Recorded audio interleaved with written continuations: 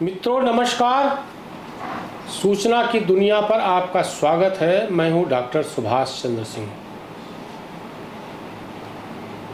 कल एक फिर वितंडावाद खड़ा हो गया, वह भी समाजवादी पार्टी में।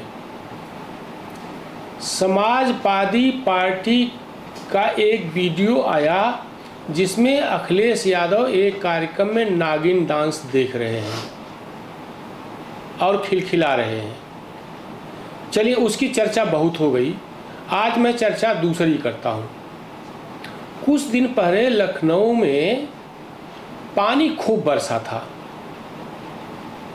और एक इलाके में पानी खूब भरा था और 10-15 लड़कों, क्या कहें, लड़के क्या कहें, उनको शोहदा कहते हैं, 10-15 शोहदों की टीम जो है आने जाने वालों से छेड़छाड़ कर रही थी। उनके ऊपर पानी बहा रही थी, मतलब अपने हाथों से, यानी डिस्टर्ब कर रही थी। और उसमें एक स्कूटर वाला गिर भी गया था।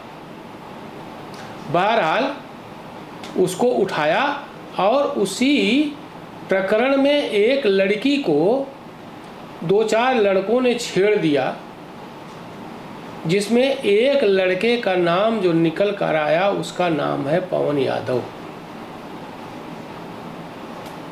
इस पर जब मुख्यमंत्री योगी आदित्यनाथ भाषण दे रहे थे विधानसभा में, तो उन्होंने कन्नौज की चर्चा की, उन्होंने मिल्कीपुर की चर्चा की और यहाँ लखनऊ की भी चर्चा की। और उसमें जो उस समय तक 2 नाम पुलिस के रिकॉर्ड में आ पाए थे, 2 नाम थे। एक पवन यादव का नाम था, दूसरा एक मुस्लिम धारी था, मुस्लिम नामधारी, नाम इस समय नहीं याद आ रहा है, उसका नाम पड़ा था। और सत्ता पक्ष ने इस पर बहुत हो हल्ला किया और सेम सेम के नारे भी बताते हैं लगाए गए। कि जो गोमती नगर की घटना है, उस घटना में भी हम लोगों ने जवाबदेही तय की है। उसके अपराधियों की सूची भी मेरे पास आई है। ये अपराधी हैं। पहला अपराधी है पवन यादव, दूसरा अपराधी है मोहम्मद अरबाज। ये सद्भावना वाले लोग हैं, यानी सद्भावना। अब इनके लिए सद्भावना ट्रेन चलाएंगे, इनके लिए बुलेट ट्रेन चलेगी, चिंता मत करो। और उस बुलेट ट्रेन की तैयारी की जा रही है। इस घटना को हमने गंभीरता से लिया है और गंभीरता से लेने का परिणाम है पूरी चौकी को सस्पेंड किया है, इंस्पेक्टर को सस्पेंड किया है, डिप्टी एसपी, एडिशनल एसपी और डीसीपी, इन सबको वहां से चेंज करके इनके खिलाफ भी कार्रवाई हमने प्रारंभ की है। वह पवन यादव जेल चला गया और मुस्लिम नामधारी भी जेल गया। अभी पवन यादव की जमानत हुई। मैंने कहा ना कि 10-15 सोहदे थे वहाँ पे। पवन यादव की गणना भी मैं सोहदों में कर रहा हूँ। जब आया वो बाहर, तो वो अखिलेश यादव से मिला, समाजवादी पार्टी के अध्यक्ष और लोकसभा में समाजवादी पार्टी संसदीय दल के नेता, कन्नौज से सांसद। तो जानते हैं अखिलेश यादव ने क्या कहा? अखिलेश यादव ने कहा कि जिस अधिकारी ने एफआईआर में नाम दर्ज किया और जो पूछताछ करने आया था उसका नाम नोट कर लो, उसका फोटो याद कर लो, मैं बताऊंगा।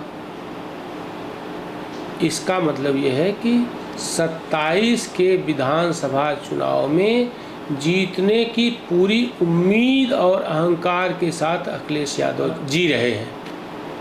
उनका केवल ये कहना था कि नाम याद रखो, फोटो याद रखो, जब मैं सत्ता में आऊँगा तब मैं सजा दूंगा। ये है 37 सीट जीतने वाली समाजवादी पार्टी के नेता अखिलेश यादव, जो 5 साल 12 साल से 2012 से 2017 तक उत्तर प्रदेश के मुख्यमंत्री थे। 2 घटनाएं आपको याद दिलाता हूँ। 2022 की घटना है। 2022 में अब्बास अंसारी मऊ से चुनाव लड़ रहे थे। अब्बास अंसारी यानी मरहूम मुख्तार अंसारी का बेटा। गुंडा, अराजक तत्व, इस समय जेल में बंद है। समाजवादी पार्टी के टिकट पर लड़ रहा था, लेकिन था प्रत्याशी सुहलदेव समाजवादी पार्टी का,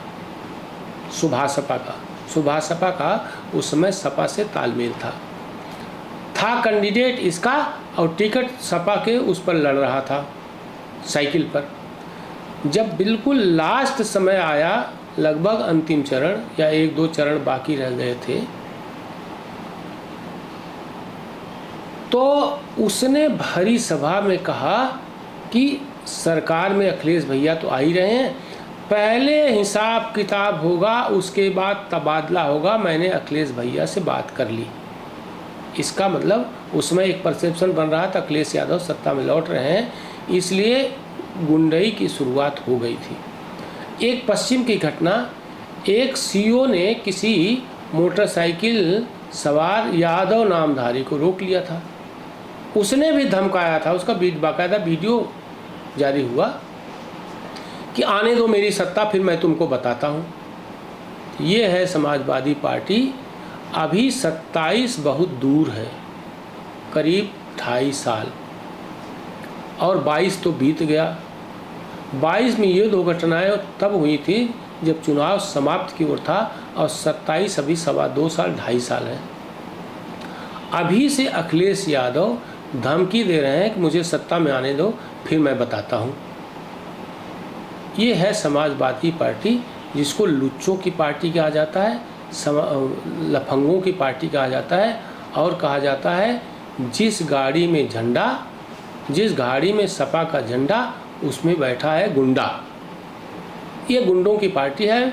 अभी 2.5 साल चुनाव को हैं, अभी से एक तरह से लिस्ट बना रहे हैं कौन कौन से अधिकारी कहाँ कहाँ इनके सौदों को, लफंगों को, गुंडों को परेशान कर रहे हैं, चाहे डीएम हो, एसपी हो, सीओ हो, या किसी भी तरह के अधिकारी हो, सूची बना रहे हैं। अब सत्ता में आएंगे या नहीं आएंगे, ये 27 का चुनाव बताएगा। लेकिन जो इनका अहंकार बोल रहा है, इसके कारण अगर आने की संभावना होगी भी, तो भी जनता उनको रिजेक्ट कर सकती है। उन 2 घटनाओं का भी जिक्र कर दूं प्रसंगवश, जो मिल्कीपुर की और कन्नौज की।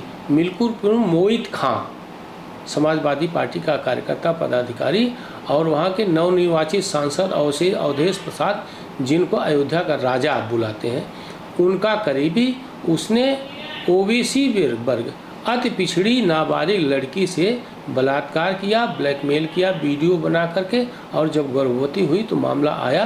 बहरहाल उस पर बहुत हो हल्ला हुआ। योगी आदित्यनाथ की सरकार ने उसमें एफआईआर दर्ज करवाई, गिरफ्तार भी हुआ, और जो लोग उसको धमकाने गए थे उन पर भी एफआईआर हुआ और गिरफ्तारी हुई। तो योगी आदित्यनाथ की सरकार में किसी सौदे, किसी गुंडे, किसी बलात्कारी को माफ़ी नहीं है, ये तय है, चाहे वो किसी भी पार्टी का हो। ये मिल्कीपुरी ने अयोध्या की बात होगा, अयोध्या जिले की। दूसरा कन्नौज, जहाँ से अखिलेश यादव पहले सांसद थे और इस समय सांसद हैं, पहले डिम्पल यादव सांसद थी। वहाँ का नवाब सिंह यादव, उसका बहुत बड़ा जो है महाविद्यालय है, और वहाँ पर एक लड़की जो है काम मांगने गई थी, वो भी नाबालिग, और जैसे उसकी बुआ वहाँ सटी, तुरंत उसके कपड़े उतारने लगा, खुद के कपड़े भी उतार लिए। बताते हैं उसने बलात्कार भी किया। बहरहाल ये मामला है, 112 बुलाई गई, 112 बुलाए जाने के बाद वो गिरफ्तार हो गया। फिर सपा के गुंडे थाने पर गए और वहाँ एसपी ने उनको हड़का कर भगा दिया। अब जो जांच में आ रहा है कि उसने बलात्कार किया, और एफआईआर में बलात्कार की धाराएं बढ़ा दी गई हैं विवेचना में। ये है समाजवादी पार्टी, कहीं मिल्कीपुर, कहीं कन्नौज, कहीं लखनऊ, कहीं सैफई, कहीं इटावा, कहीं मैनपुरी, पूरब के जिले गिन लो, मऊ, आजमगढ़, जहाँ जहाँ यदुवंश प्लस मुस्लिम की संख्या ज़्यादा है, जो इनका कोर वोट है, वहाँ वहाँ गुंडई हो रही है, दुराचार हो रहा है, बलात्कार हो रहा है। राह चलना लोगों ने मुश्किल कर दिया है इन दोनों कोर वोट्स ने। लेकिन योगी आदित्यनाथ की सरकार में डरे हुए हैं, इसलिए खुलेआम नहीं कर रहे हैं अपराध। लेकिन ये लखनऊ की घटना तो खुलेआम अपराध थी, जिसमें एक लड़की को उसने जो है बैड इंटेंशन से टच किया था।